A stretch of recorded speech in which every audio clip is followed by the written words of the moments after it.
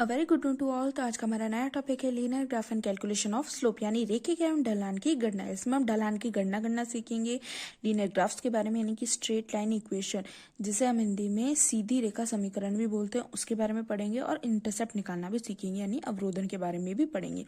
मैं आपको बता दूं, हमारी फिजिकल केमिस्ट्री की यूनिट 1 मैथमेटिकल कंसेप्ट का थर्ड टॉपिक चल रहा है।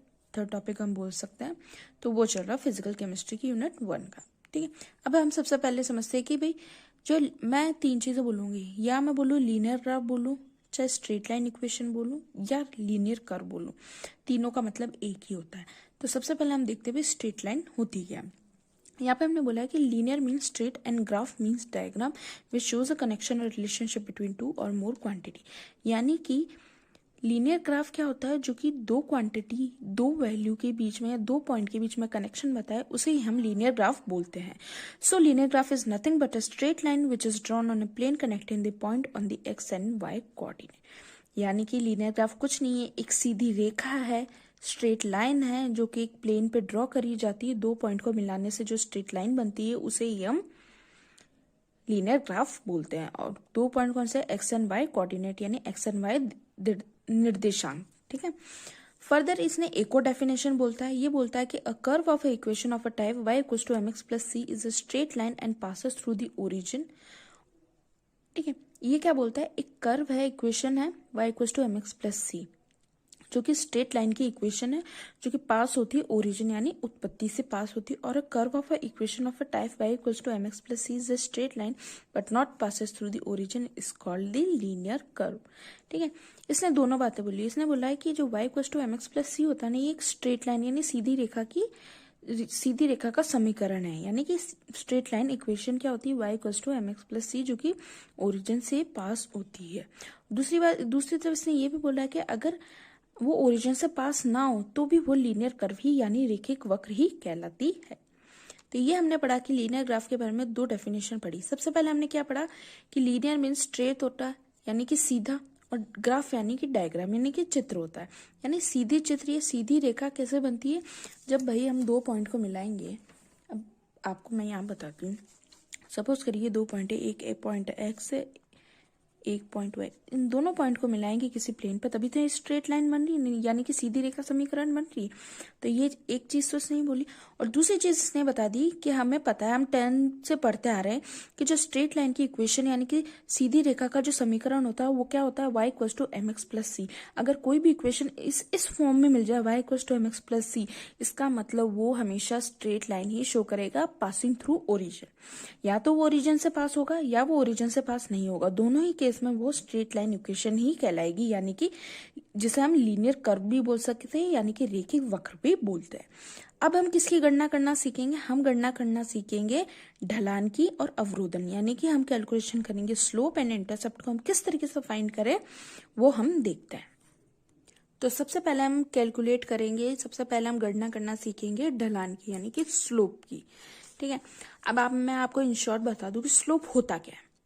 स्लोप होता है change in y upon change in x। ठीक है, उसे ही हम स्लोप कहते हैं। ठीक है, देख लेते हैं।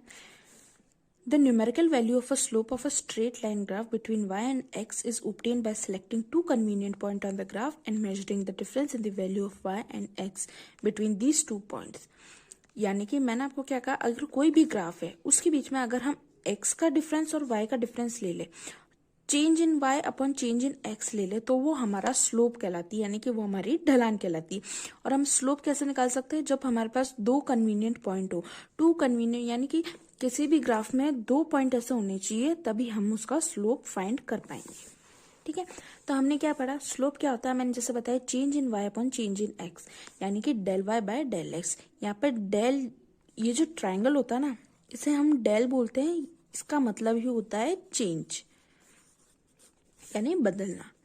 ठीक है, अब हम फर्दर देखते हैं, if two point have coordinate x1 y1 and x2 y2 where x2 is greater than x1, then the slope of a given following relationship is y2 minus y1 upon x2 minus x1। अब मैं बता दूं, अगर मैं आपको बोलूं, इसे हम ग्राफ से समझते हैं।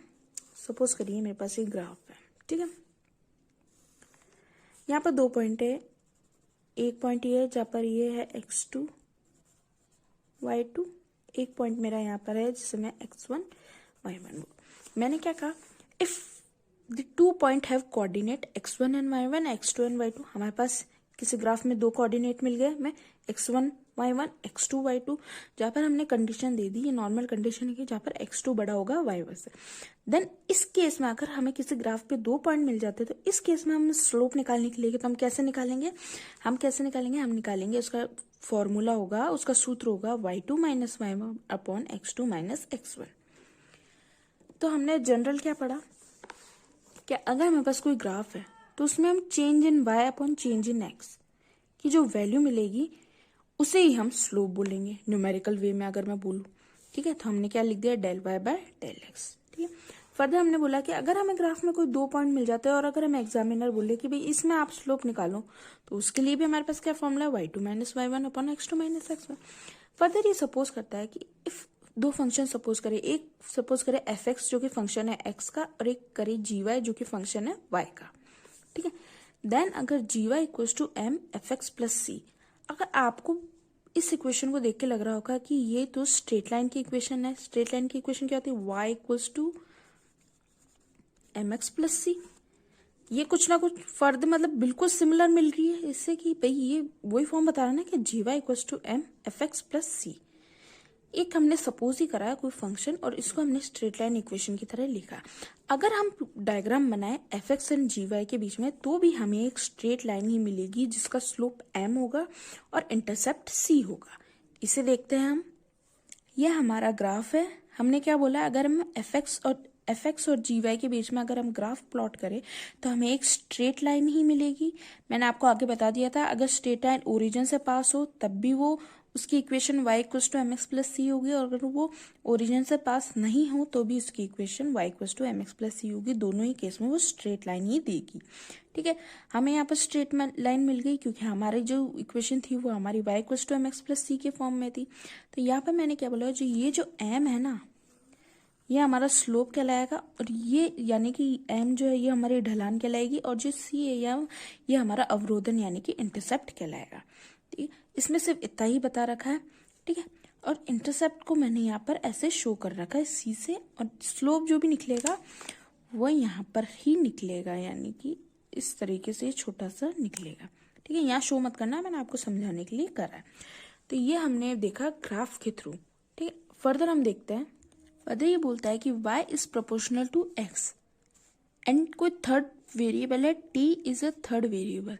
The slope of a graph यानी कि ln y versus t is equal to that of ln x versus t। मतलब इस पॉइंट का कहने का मतलब है, मैंने आपको क्या बताया, हमने ग्राफ बनाया y और x के बीच में, ये प्रोपोर्शनल है, यानी कि अगर y बढ़ेगा तो x भी बढ़ेगा। ठीक है, प्रोपोर्शनल का मतलब तो ये होता है ना कि अगर एक बढ़ेगा तो एक बढ़ेगा, और एक घटेगा तो एक दूसरा भी घटेगा। तो इसमें मैंने क्या बोला, y is proportional to x, यानी कि अगर y बढ़ेगा तो x भी बढ़ेगा, तो इससे हमें स्ट्रेट लाइन मिल जाएगी। फर्दर ये बोल रहा है कि कंडीशन चाहे कुछ भी हो, ठीक है, हमने थर्ड वेरिएबल t भी ले लिया, इसमें हमने t शो नहीं किया, पर ये बोलता है कि अगर कोई भी कंडीशन है, चाहे मैं graph log y versus t के बीच में बनाऊं, चाहे log x वर्सेस t के बीच में बनाऊं, स्लोप में कभी भी फर्क नहीं पड़ता, यानी कि स्लोप कभी भी चेंज नहीं होगा। जो slope log y versus t के बीच में मिलेगा ना, वही स्लोप हमें log x वर्सेस t के बीच में मिलेगा। सिंपल सी बात है, इसे मैं एक एग्जांपल से समझाती हूँ आपको। ठीक है, log y वर्सेस t ये सब रहने दीजिए। मुझे बताइए कि कोई भी एक इक्वेशन है, ठीक है, अगर उसमें मैं बोलूँ कि आपको स्लोप निकालना है, ढलान फाइंड करो, इसकी ढलान को ज्ञात करो, तो भाई आप बताओगे ना, भाई इक्वेशन चाहे कोई सी भी हो, चाहे एक हो, दूसरी हो, तीसरी, यानी कि अलग अलग इक्वेशन हो, चाहे कोई भी हो, हमें पता है कि स्लोप क्या होगा, जो x की पास वाली वैल्यू होगी उसे ही हम स्लोप मानेंगे या उसे ही हम ढलान मानेंगे। तो ये चीज वही कह रहा है। अब अपने एग्जाम्पल लेकर चलते हैं। मैंने एक एग्जाम्पल लिया, log a upon a minus x equals to kt। अब इसमें बताओ स्लोप और इंटरसेप्ट क्या है। ठीक है ना, तो हमें पता है कि ये फॉर्म क्या हमारी y equals to mx plus c के फॉर्म में है क्या। इस इक्वेशन को देखो आप, नहीं है, y equals to mx c के फॉर्म में नहीं है ना, ऐसा हम इसको y equals to mx plus c के फॉर्म में पहले बनाएंगे, उसी के बाद हम बता पाएंगे कि इसमें ढलान क्या है, अवरोधन क्या है, यानी कि स्लोप क्या है और इंटरसेप्ट क्या है। चलिए ठीक है, ये हमारे पास क्वेश्चन है। अब हमें पता चल गया कि भाई ये तो हमारी स्ट्रेट लाइन की इक्वेशन को फॉलो नहीं कर रहा, भाई y equals to M x plus C को फॉलो नहीं कर रहा, हम इसे करेंगे। अब आपको पता है कि लॉग में मैंने आपको रूल्स में बताया था कि अगर ln a अपॉन बी है या m अपॉन n मानो तो उसे हम कैसे लिखते हैं, कोई भी चीज अगर डिवाइड में है तो उसे हम माइनस में लिखते हैं ना, तो हम लिखेंगे log a minus log a minus x equals to K T. ठीक है भाई, अभी भी क्या ये equation y equals to M x plus C के फॉर्म में है? नहीं है।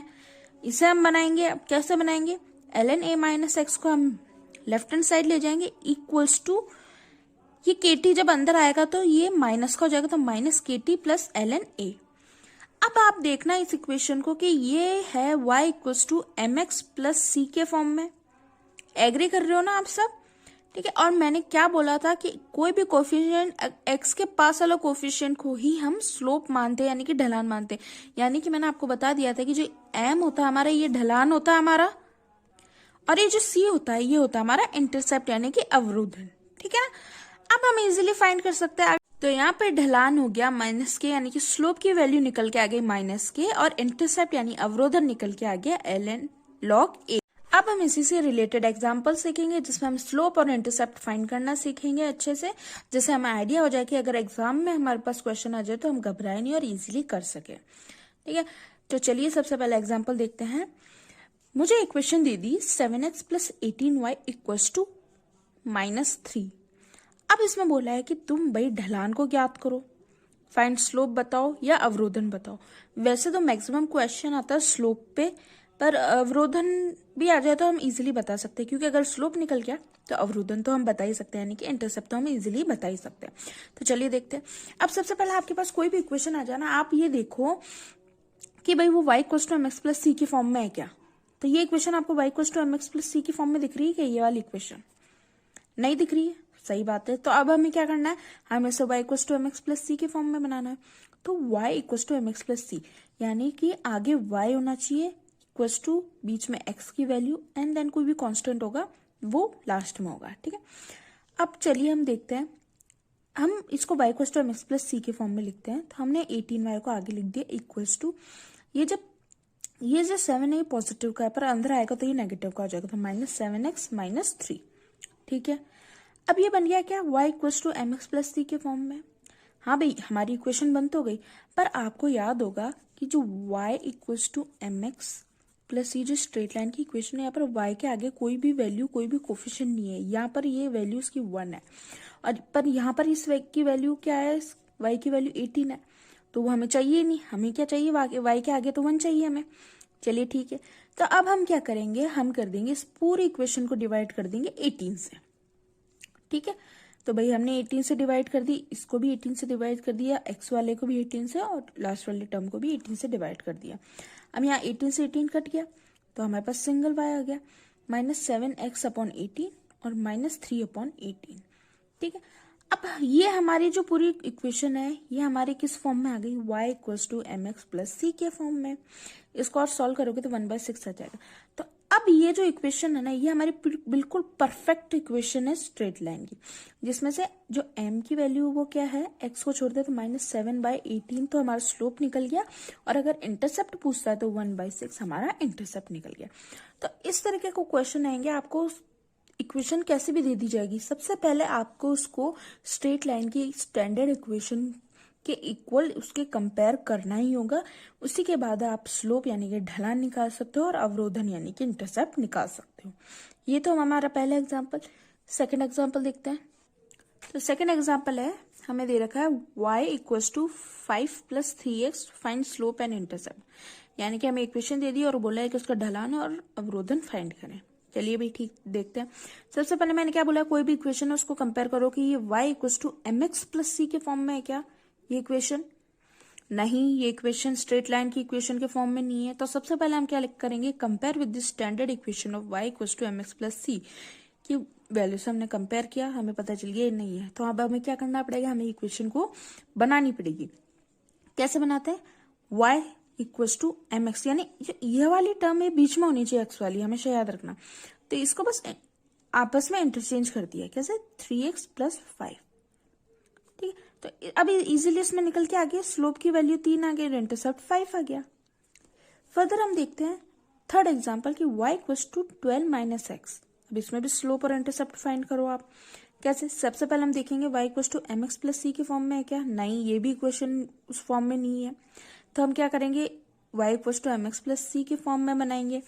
बनाओ भाई। तो हमने क्या कहा, y equals to M x plus C, यानी कि जो ये नेगेटिव माइनस एक्स पहले आ जाएगा और ये 12 पॉजिटिव इसलिए प्लस 12 आ जाएगा। तो यहाँ पर स्लोप की वैल्यू क्या हो गई, माइनस एक्स, और इंटरसेप्ट क्या हो गया, 12। तो आप देखना कि आपको कभी भी एग्जाम में क्वेश्चन सीधा सीधा नहीं मिलेगा कि भाई आपको equation y equals to M x plus C के फॉर्म में दे देंगे और बोलेंगे इंटरसेप्ट और स्लोप निकालना। नहीं, आपको उसको स्टैंडर्ड इक्वेशन से कंपेयर करना ही होगा। ठीक है, फर्दर एग्जाम्पल 4 देखते हैं। अगर आपने पास ये आ जाएगा y equals to 5x, find करो स्लोप एंड इंटरसेप्ट। क्या y equals to M x plus C के फॉर्म में है क्या? नहीं, इसमें तो है ही नहीं, इसमें कांस्टेंट तो है ही नहीं। तो हम इसको कंपेयर करेंगे तो हम इसे कैसे लिखेंगे, y equals to M x और इंटरसेप्ट की जगह कुछ भी नहीं इसलिए प्लस 0 कर दिया। तो या तो इंटरसेप्ट तो 0 निकल गया और स्लोप हमारा 5 निकल गया। इक्वेशन 5 देखते हैं, y इक्वल्स टू माइनस 7। इसमें भी आप ढलान और अवरोधन फाइंड करें। क्या ये स्टैंडर्ड इक्वेशन, जो स्ट्रेट लाइन की स्टैंडर्ड इक्वेशन है उसके इक्वल है क्या? नहीं है, क्योंकि यहाँ पर x की तो वैल्यू नहीं है। तो हम कैसे बनाएंगे, y इक्वल्स टू, अब x की वैल्यू नहीं है ना, तो 0x माइनस 7, क्योंकि यहाँ पर जो 7 है वो माइनस में है ना, इसलिए। तो इस पे स्लोप निकल गया 0 और इंटरसेप्ट निकल गया माइनस 7। अब आप बोल रहे हो कि ma'am y equals to M x plus होना चाहिए ना, ये तो माइनस 7 है, तो ये तो कैसे? नहीं, तो यहाँ पर तो प्लस माइनस कुछ भी चलेगा, वैल्यू जैसी भी होगी इंटरसेप्ट की उससे कोई फर्क नहीं पड़ता, पर जो ये वैल्यू होती है ना, ये चीज होनी जरूरी है। ठीक, अब एग्जाम्पल नंबर 6 है, 2x plus 3y equals to 6, और इसमें भी फाइंड करो स्लोप एंड इंटरसेप्ट। तो ये आपका होमवर्क है, ये आप खुद फाइंड करेंगे और नहीं आएगा तो मुझसे पूछेंगे। ठीक है, इसमें भी यही है, आपको सबसे पहले देखना है वो क्या ये स्ट्रेट लाइन की इक्वेशन के इक्वल है, तो नहीं है, तो अब इसको आपको खुद को बनाना पड़ेगा और उसके बाद आपको स्लोप और इंटरसेप्ट फाइंड करना है। तो ये आपका होमवर्क है। और एक क्वेश्चन और है ये कि 2x minus 3y equals to 8। इसमें भी आपको ये y equals to M x plus C के फॉर्म में नहीं है, तो इसको आपको बनाना पड़ेगा। उसके बाद ही आपको ढलान और अवरोधन को फाइंड करके बताना है। नहीं आता, प्रैक्टिस करो, देख के बताओ, क्योंकि सेम क्वेश्चन मैंने आपको स्टार्टिंग में भी कराया, तो आपको आ जाना चाहिए। ठीक है, ये हम 10th में भी पढ़ के आए हैं, ऐसा कोई भी रॉकेट साइंस नहीं है। और नहीं आता तो फिर मैं बैठी हूँ, मैं बताऊंगी। तो ये तो क्वेश्चन हुआ है जिसमें हमने सीखा अभी ढलान और अवरोधन को फाइंड करना है कि किस किस तरीके से क्वेश्चन आ सकते हैं। तो हमें एक चीज तो पता चल गई भी, डायरेक्ट क्वेश्चन नहीं आएगा, आपको वो कैसे भी आगे पीछे इक्वेशन दे देगा, आपको उसको उस फॉर्म में बनानी है और फिर ही आपको सारी चीजें ज्ञात करनी है, यानी कि फाइंड करनी है। अब कुछ अलग तरीके के क्वेश्चन है स्ट्रेट लाइन से रिलेटेड, उन्हें हम देखते हैं कि अगर आ जाए तो आपको, वैसे सबको आते ही है, पर आ जाए तो हमारे पास कोई ऑप्शन होना चाहिए, क्योंकि हमें बीएससी में लिखने के ही नंबर मिलते हैं और हमें अच्छे से अच्छे परसेंटेज बनानी है। तो एग्जाम्पल 8 देखते हैं हम, क्या है, plot a straight line graph of equation y equals to 2x plus 1। ये हम मैथ्स में बहुत अच्छे से पढ़ के आ चुके हैं, 8-9 में पढ़ लेते हैं अपन ये चीजें कि स्ट्रेट लाइन के ग्राफ प्लॉट करना हम सीखते कैसे। हमें इक्वेशन दे दी y equals to 2x plus 1। ठीक है, हम सबसे पहले क्या करते हैं, x और y से 2 बॉक्सेस बना लेते हैं, और इसमें हम या तो आप y की वैल्यू रखते जाओ या आप x की वैल्यू रखते जाओ, किसी भी एक की वैल्यू रखते जाओ तो एक की वैल्यू फाइंड होती जाती है। मैं यहाँ पर x की वैल्यू 0, 1, 2, 3 रखूंगी, तो मुझे y की वैल्यू इजीली मिलती जाएगी। वही मैंने किया। सबसे पहले मैं x की जगह 0 पुट करती हूँ इस इक्वेशन में। मैंने करा y इक्वल्स टू 2 0 प्लस 1, 2 0 से 0, 0 प्लस 1, y की वैल्यू मेरे पास 1 निकल के आ गई। वैसे ही मैं x की वैल्यू 1 पुट करूंगी तो मेरे पास 3 आएगी, y की वैल्यू 2 पुट करूंगी तो मेरे पास y की वैल्यू 5 आएगी, और 3 पुट करूंगी अगर x की वैल्यू तो मेरे पास आएगी y की वैल्यू 7। अब मेरे पास 4 वैल्यू आ गई, मेरे पास 4 कोऑर्डिनेट आ गए, 0,1, आगे वाला हमेशा x होता है, पीछे वाला हमेशा y होता है, सबको ये पता है। ऐसे ही आ गया हमारे पास 1,3, 2,5 और 3,7। अब ये जो कोऑर्डिनेट्स है ना मेरे पास, इन्हें मैं ग्राफ में कैसे प्लॉट करूं। ठीक है, सबसे पहले एग्जाम में आप पूछ लेना, अगर ग्राफ मिलता तो ठीक है, नहीं तो कॉपी में जिस तरीके से मैंने प्लॉट किया है वैसे प्लॉट करके आना। ठीक है, मैंने भाई अपना ग्राफ बना लिया। अब प्लॉट करना वैसे सबको आता है, पर तब भी एक बार फटाफट क्विक रिवीजन कर लिया। एक्स की 0 वाई की 1, ये जो चीज है ये एक्स है और ये वाली जो चीज है वो वाई है। अब एक्स की 0 वैल्यू ये रही और वाई की 1 ये रही, ये एक पॉइंट बन गया मेरा 1,3, यानी एक्स की 1 और वाई की 3, ये पॉइंट मिल गया। अब है एक्स की 2 और वाई की 5, तो ये पॉइंट बन गया। और फोर्थ है 3,7, यानी कि एक्स की वैल्यू 3 और 7। तो इस तरीके से हमारी ये स्ट्रेट लाइन बन गई। तो इस तरीके के क्वेश्चन आएंगे, आपको इक्वेशन दे दी जाएगी और बोलेंगे कि स्ट्रेट लाइन इक्वेशन की ग्राफ फाइंड करो या स्ट्रेट लाइन ग्राफ बनाओ। तो इस तरीके से आपको बनाना है। फर्दर हम और एग्जाम्पल्स देखते हैं। तो एग्जाम्पल सेकंड देखते हैं। इससे पहले मैं एक चीज और बता दूं आपको, मैं बताना भूल गई थी। कोई भी इक्वेशन आए, चाहे वो स्ट्रेट लाइन ग्राफ बनाने के लिए है, चाहे स्लोप फाइंड करने के लिए है, चाहे इंटरसेप्ट फाइंड करने के लिए, कुछ भी फाइंड करने के लिए है, सबसे पहले आप ये देखना कि ये इक्वेशन y = mx + c के फॉर्म में होनी चाहिए। इस चीज का आप ध्यान रखना। ठीक है, जो अपन ने इससे पहले वाला जो एग्जाम्पल पढ़ा था ना, ये तो y = mx + c के फॉर्म में ही था, इसलिए मैं इजिली हमने सॉल्व कर लिया। ठीक है, पर इस इक्वेशन को देखते हैं कि भाई ये जो इक्वेशन हमें मिली है, क्या ये y = mx + c के फॉर्म में है या नहीं है। चलिए देखते हैं। हमने देखा y = mx + c के फॉर्म में है क्या, नहीं है। अब हमें इसे बनाना पड़ेगा, तो हम कैसे करेंगे, क्या लिखेंगे, कंपेयर इक्वेशन 1, यानी इस इक्वेशन को हमें कंपेयर करना है किससे, y = mx + c के फॉर्म से। तो चलिए देखते हैं, y = mx आना चाहिए, तो -2x + 5, क्योंकि ये जो प्लस है इसके आगे कोई भी साइन नहीं है, जो अगर इसके आगे कोई भी साइन नहीं होता तो उसे हम प्लस मानते हैं। तो हमने y = mx + c के फॉर्म में पुट कर दी। अब हम इसमें वैल्यूज पुट करते जाएंगे, 0 1 2 3। जैसे जैसे x की वैल्यू हम पुट करते जाएंगे y की वैल्यू में निकलती जाएगी। 0 पुट करेंगे तो हमें y की वैल्यू 5 मिल गई, 1 पुट किया तो 3 मिल गई, 2 पुट किया x की जगह तो y की वैल्यू 1 मिल गई। और जब हम x की वैल्यू 3 पुट करेंगे इस इक्वेशन में, इसमें नहीं करनी, ये जो नई इक्वेशन आई ना हमारी y = mx + c के फॉर्म वाली, उसमें करनी है। तो अगर 3 वैल्यू पुट करेंगे तो हमारे पास -1 आएगी। तो यहाँ हमारे पास कोऑर्डिनेट निकल के आ गए। अब हम इसे ग्राफ में प्लॉट करते हैं। मैंने ग्राफ बना लिया। ठीक है, अब 0,5 यानी कि x पे 0,5, तो ये पॉइंट मिल गया हमें। 1,3 यानी 1 x पे 1 और y पे 3, ये पॉइंट मिल गया। 2,1 x पे 2, y वाला 3, y पॉइंट पे 3, तो ये पॉइंट मिल गया हमें। लास्ट पॉइंट है 3, -1, यानी कि x पे तो 3 और -1 y वाला कौन सा पार्ट है, ये वाला पार्ट। तो ये हमारी पूरी स्ट्रेट लाइन बन गई। तो इस तरीके के क्वेश्चन, मैंने तो 2 क्वेश्चन कराए हैं आपको एग्जांपल के लिए, आप चाहे तो और भी क्वेश्चंस की प्रैक्टिस कर सकते हैं। ऐसा कर लेना जिससे आपको एग्जाम में ज्यादा डिफिकल्टी ना हो। तो ये तो टॉपिक हमने क्या पढ़ा, linear graph and calculation of slope, यानी स्लोप की गणना करना सीखी, इंटरसेप्ट फाइंड यानी अवरोधन फाइंड करना सीखा, और स्ट्रेट लाइन इक्वेशन क्या होती है वो भी हमने देखी। तो आज का टॉपिक हमारा यहाँ पे कंप्लीट होता है।